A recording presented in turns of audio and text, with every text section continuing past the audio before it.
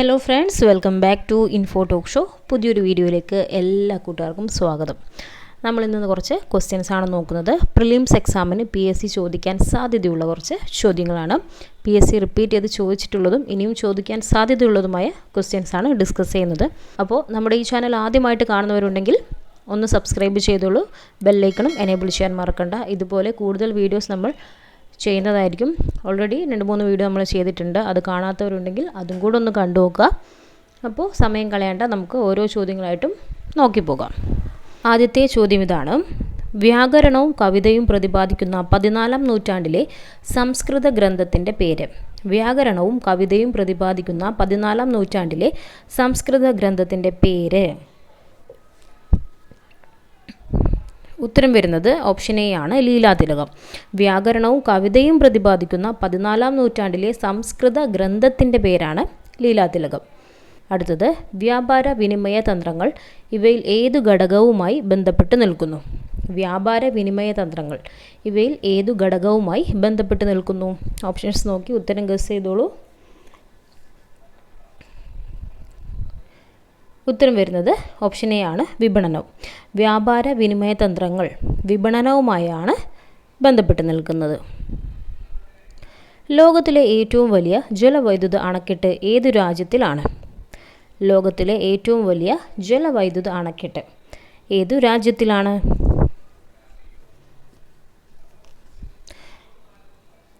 ഉത്തരം വരുന്നത് option A, China. ലോകത്തിലെ ഏറ്റവും വലിയ ജലവൈദ്യുത അണക്കെട്ട് ചൈനയിലാണ് സ്ഥിതി ചെയ്യുന്നത്. താഴെ പറയുന്നവയിൽ ഏതാണ് അടിസ്ഥാന ജീവിത സംരക്ഷണ ഘടകം? ചോദ്യം നോക്കിക്കോളൂ. താഴെ പറയുന്നവയിൽ ഏതാണ് അടിസ്ഥാന ജീവിത സംരക്ഷണ ഘടകം? അടിസ്ഥാന ജീവിത സംരക്ഷണ ഘടകം ഏതാണെന്ന് ഗസ് ചെയ്ത് നോക്കുക. ഉത്തരം വരുന്നത് ഓപ്ഷൻ ബി ആണ്, പരിസ്ഥിതി. താഴെ പറയുന്നവയിൽ അടിസ്ഥാന ജീവിത സംരക്ഷണ ഘടകം എന്ന് പറയുന്നത് പരിസ്ഥിതിയാണ്. അടുത്ത ചോദ്യം നോക്കിക്കോളൂ. 6 ലോകകപ്പ് കളിച്ച ആദ്യ വനിതാ ക്രിക്കറ്റ് ക്യാപ്റ്റൻ ആരാണ്? 6 ലോകകപ്പ് കളിച്ച ആദ്യ വനിതാ ക്രിക്കറ്റ് ക്യാപ്റ്റൻ ആരാണ്? ഉത്തരം ഓപ്ഷൻ എ ആണ്, മിതാലി രാജ്. 6 ലോകകപ്പ് കളിച്ച ആദ്യ വനിതാ ക്രിക്കറ്റ് ക്യാപ്റ്റനാണ് മിതാലി രാജ്. അടുത്ത ചോദ്യം: എവിടെയാണ് 1857 കലാപം ആരംഭിച്ചത്? എവിടെയാണ് 1857 കലാപം ആരംഭിച്ചത്?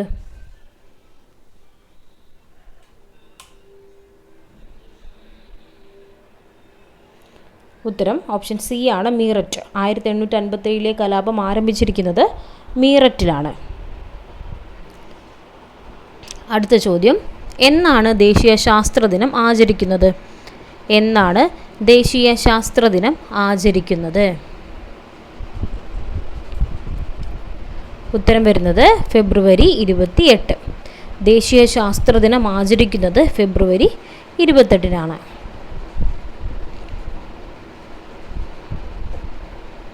അടുത്ത ചോദ്യം: താഴെ കൊടുത്തിരിക്കുന്നവയിൽ ഇന്ത്യയേക്കാൾ വിസ്തൃതിയുള്ള രാജ്യമേത്?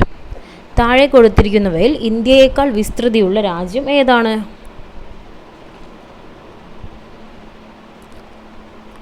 ഉത്തരം ഓപ്ഷൻ സി ആണ്, ബ്രസീൽ. താഴെ കൊടുത്തിരിക്കുന്നവയിൽ ഇന്ത്യയേക്കാൾ വിസ്തൃതിയുള്ള രാജ്യം ബ്രസീലാണ്. ഇന്ത്യയുടെ ഉപദ്വീപീയ പീഠഭൂമിയിലെ ഏറ്റവും ഉയരം കൂടിയ കൊടുമുടി ഏത്? ഇന്ത്യയുടെ ഉപദ്വീപീയ പീഠഭൂമിയിലെ ഏറ്റവും ഉയരം കൂടിയ കൊടുമുടി ഏതാണ്?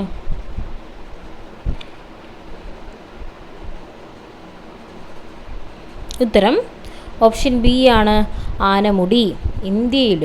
ഇന്ത്യയുടെ ഉപദ്വീപീയ പീഠഭൂമിയിലെ ഏറ്റവും ഉയരം കൂടിയ കൊടുമുടി ആനമുടിയാണ്. അടുത്ത ചോദ്യം നോക്കാം.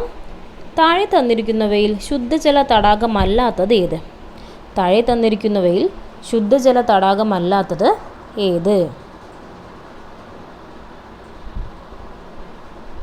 ഉത്തരം ഓപ്ഷൻ ഡി ആണ്, സംബാർ തടാകം. താഴെ തന്നിരിക്കുന്നവയിൽ ശുദ്ധജല തടാകമല്ലാത്തത് സംബാർ തടാകമാണ്. അടുത്ത ചോദ്യത്തിലേക്ക് കടക്കാം. സർദാർ സരോവർ അണക്കെട്ട് ഏത് നദിയിലാണ് സ്ഥിതി ചെയ്യുന്നത്?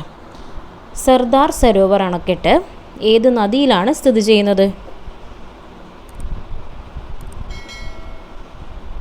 ഉത്തരം ഓപ്ഷൻ എ ആണ്, നർമ്മദ. സർദാർ സരോവർ അണക്കെട്ട് സ്ഥിതി ചെയ്യുന്നത് നർമ്മദ നദിയിലാണ്. അടുത്ത ചോദ്യം നോക്കിക്കോളൂ. താഴെ പറയുന്നവയിൽ ജർമ്മനിയുടെ പങ്കാളിത്തത്തോടെ സ്ഥാപിതമായ ഇന്ത്യയിലെ ഇരുമ്പുരുക്ക് നിർമ്മാണശാല ഏത്? താഴെ പറയുന്നവയിൽ ജർമ്മനിയുടെ പങ്കാളിത്തത്തോടെ സ്ഥാപിതമായ ഇന്ത്യയിലെ ഇരുമ്പുരുക്ക് നിർമ്മാണശാല ഏതാണ്? ഉത്തരം വരുന്നത് ഓപ്ഷൻ സി ആണ്, റൂർക്കേല. താഴെ പറയുന്നവയിൽ ജർമ്മനിയുടെ പങ്കാളിത്തത്തോടെ സ്ഥാപിതമായ ഇന്ത്യയുടെ ഇരുമ്പുരുക്ക് നിർമ്മാണശാലയാണ് റൂർക്കേല. ഇനി നോക്കിക്കോളൂ അടുത്ത ചോദ്യം. കോർബ കൽക്കരിപ്പാടം ഏത് സംസ്ഥാനത്താണ് സ്ഥിതി ചെയ്യുന്നത്? കോർബ കൽക്കരിപ്പാടം ഏത് സംസ്ഥാനത്താണ് സ്ഥിതി ചെയ്യുന്നത്?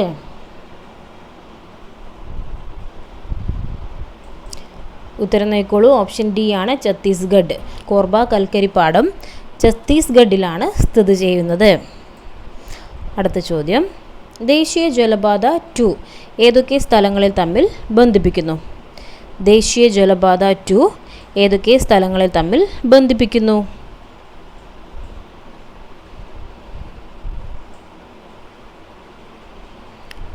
ഉത്തരം ഓപ്ഷൻ ബി, സാദിയ ദുബ്രി. ദേശീയ ജലപാത 2 ഏതൊക്കെ സ്ഥലങ്ങളെ തമ്മിലാണ് ബന്ധിപ്പിക്കുന്നത്? സാദിയ ദുബ്രി.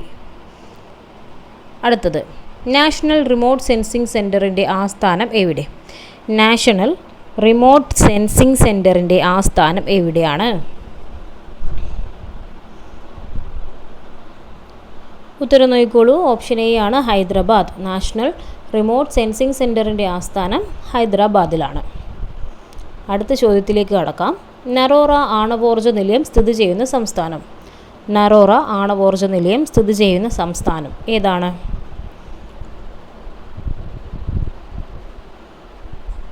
ഉത്തരം ഓപ്ഷൻ ബി, ഉത്തർപ്രദേശ്. നറോറ ആണവോർജ്ജ നിലയം സ്ഥിതി ചെയ്യുന്ന സംസ്ഥാനമാണ് ഉത്തർപ്രദേശ്. അടുത്ത ചോദ്യം നോക്കിക്കോളൂ. ഇന്ത്യയുടെ ദേശീയ ഗീതമായ വന്ദേ മാതരം ബങ്കിം ചന്ദ്ര ചാറ്റർജിയുടെ ഏത് കൃതിയിൽ നിന്ന് എടുത്തതാണ്? ഇന്ത്യയുടെ ദേശീയ ഗീതമായ വന്ദേ മാതരം ബങ്കിം ചന്ദ്ര ചാറ്റർജിയുടെ ഏത് കൃതിയിൽ നിന്നും എടുത്തതാണ്?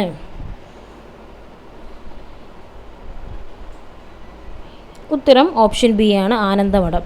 ഇന്ത്യയുടെ ദേശീയ ഗീതമായ വന്ദേ മാതരം ബങ്കിം ചന്ദ്ര ചാറ്റർജിയുടെ ആനന്ദമഠം എന്ന കൃതിയിൽ നിന്നും എടുത്തിട്ടുള്ളതാണ്. അവസാന ചോദ്യം ഇതാണ്. ഇന്ത്യയിൽ വിവരാവകാശ നിയമം നിലവിൽ വന്ന വർഷം ഏത്?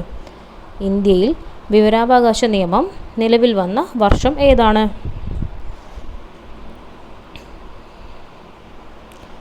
ഉത്തരം വരുന്നത് ഓപ്ഷൻ എ ആണ്, 2005. ഇന്ത്യയിൽ വിവരാവകാശ നിയമം നിലവിൽ വന്ന വർഷം 2005 ആണ്. ഇനി അടുത്ത ചോദ്യം നിങ്ങൾക്കായുള്ളതാണ്. ചോദ്യം നോക്കിക്കോളൂ. നമ്മുടെ ദേശീയ ഗാനമായ ജനഗണമന ഏത് ഭാഷയിലാണ് രചിച്ചത്? നമ്മുടെ ദേശീയ ഗാനമായ ജനഗണമന ഏത് ഭാഷയിലാണ് രചിച്ചത്? ഈ ചോദ്യത്തിൻ്റെ കറക്റ്റായിട്ടുള്ള ഉത്തരം എല്ലാവരും നമ്മുടെ കമൻറ്റ് ബോക്സിൽ രേഖപ്പെടുത്താം. ഓപ്ഷൻസ് ഇതൊക്കെയാണ്: മറാത്തി, ഹിന്ദി, ബംഗാളി, ഗുജറാത്തി. ഇതിൽ നിന്നും കറക്റ്റായി ശരിയായ ഉത്തരം എല്ലാവരും നമ്മുടെ കമൻറ്റ് ബോക്സിൽ രേഖപ്പെടുത്തണം. അപ്പോൾ നിങ്ങളുടെ പേരും കൂടെ ആഡ് ചെയ്യാൻ മറക്കണ്ട. അപ്പോൾ ഉത്തരം അറിയാവുന്നവർ നിർബന്ധമായും കമൻറ്റ് ചെയ്യുക. ഇനി നമുക്ക് കഴിഞ്ഞ വീഡിയോയിൽ നിങ്ങൾക്കായി തന്ന സ്പെഷ്യൽ ചോദ്യം നോക്കാം. ചോദ്യം ഇതാണ്: കൊങ്കൺ റെയിൽവേ ബന്ധിപ്പിക്കുന്നത് options Mumbai Thane, Roha Mangalapuram, Mumbai Tirunelveli, Sholapur, Shimoga. Correct answer option B, Roha Mangalapuram. ഒരുപാട് പേര് കറക്റ്റായിട്ടുള്ള ആൻസർ കമൻറ്റ് ചെയ്തിട്ടുണ്ട്. അവർക്കെല്ലാവർക്കും കൺഗ്രാജുലേഷൻസ്. അപ്പോൾ ഇന്നും നമ്മൾ തന്നിരിക്കുന്ന സ്പെഷ്യൽ ക്വസ്റ്റ്യന് നിങ്ങൾ കമൻറ്റ് ചെയ്യണം. അപ്പോൾ ഇന്നത്തെ വീഡിയോ നിങ്ങൾക്ക് യൂസ്ഫുള്ളായി എന്ന് കരുതുന്നു. ഇതുപോലെ കൂടുതൽ വീഡിയോസ് നിങ്ങൾക്ക് ആവശ്യമാണെങ്കിൽ ചാനൽ മറക്കാതെ ഒന്ന് സബ്സ്ക്രൈബ് ചെയ്ത് വെച്ചോളൂ. ഈ ഒരു വീഡിയോ നിങ്ങളുടെ ഫ്രണ്ട്സിലേക്കും ഷെയർ ചെയ്ത് കൊടുക്കാൻ മറക്കണ്ട. അപ്പോൾ മറ്റൊരു വീഡിയോയുമായി നമുക്ക് വീണ്ടും കാണാം. Thank you for watching.